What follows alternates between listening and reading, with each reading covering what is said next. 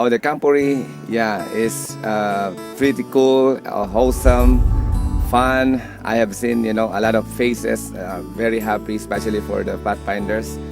And I think even the adults are enjoying this Camporee. The most difficult experience that I probably had encountered here, the weather that we are really encountering. Yeah, we really pray for this weather that it won't come. Of course, sometimes decision that you have to make, but I'm glad that we have that God from heaven that gives us wisdom and also a lot of friends, a lot of staff, just like you guys, who works very hard, and I really appreciate what you're doing here. I'd like to say hi to God for giving us this great day, and also for my wife, for my family, and of course the rest of the staff, all the my counterparts in the division, 8 unions and 2 attached mission, who has come just to join this division-wide Pathfinder Camporee, and of course also my best friend Jonathan Tehel, our World Pathfinder Director, who has come to grace this occasion. Pathfinders, please don't forget this.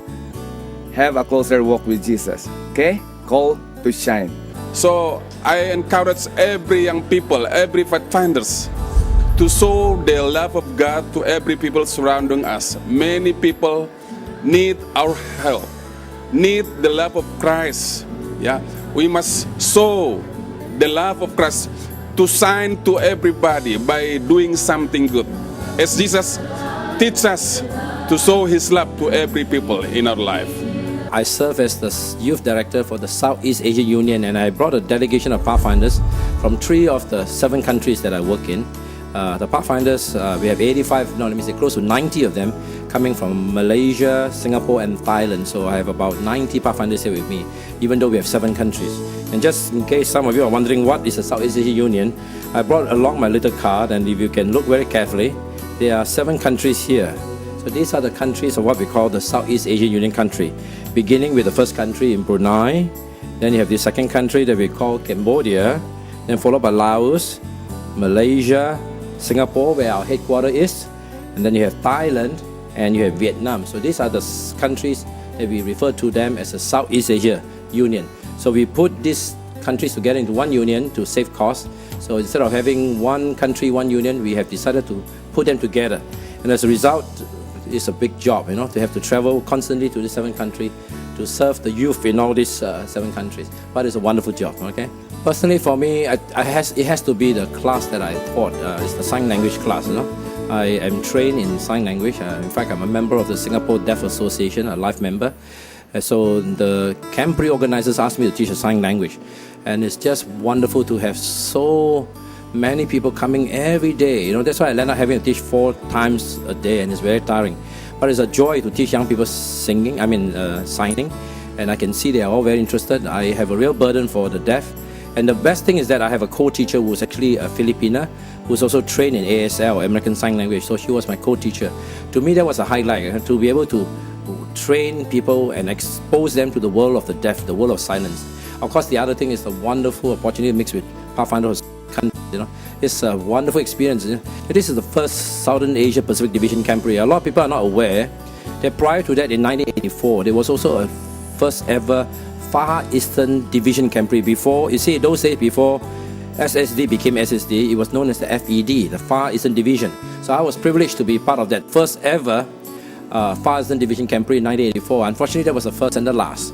So I'm praying that this Camporee will not be the first and the last, so that we will continue to have the second SSD Camporee, all right? So I want to say it's a marvelous experience to be here, all right? And to all the campers who are out there, I hope you have really had a wonderful time. And I want to end by saying one thing.